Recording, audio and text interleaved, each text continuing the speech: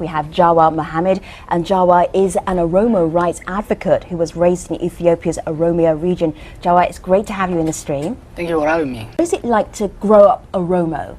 Well, I'm just curious, are you Oromo first or Ethiopian first? I am an Oromo for me. What is it like to grow up Oromo?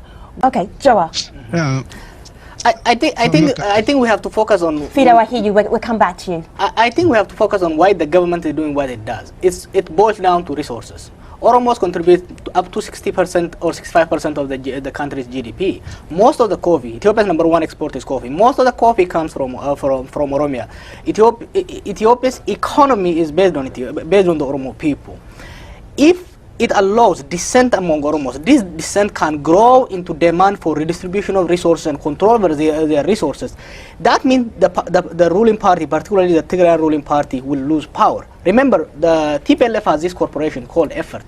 It controls 50% of the country's economy, but Tigray represents 6%. So if the Oromo dissenting voices are allowed, activists and teachers are allowed to mobilize their people, there is going to be significant reduction on this rent that is collected by the ruling party. Okay. What is it like to grow up Oromo? Why do you single out the Oromos? Oromos never single themselves out. They are singled out. As I said, 9 out of 10 of the political prisoners in Ethiopia are Oromos. 8 out of 10 of... For what? For what crimes? For political, because they resist the government's exploitation of resources, they defend their rights, they speak their language, they refuse, and most importantly... You can get put in prison for speaking your language. For speaking your language, for refusing to be a member of the ruling party. One of the most common crime is, if you refuse to be a member of the ruling party, you become that. So, let me just let Mohammed jump in here as well. Just share the conversation, because I know, Mohammed, you were in prison. What did you want to say?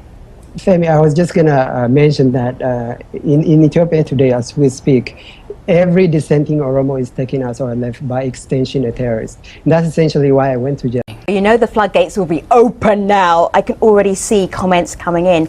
Talking about comments on Facebook for the last 24 hours, people are mean about the Oromos, Jawar. They are very mean. And this comes from both the government doing it and also historically it's built up. Everything Oromo has been associated with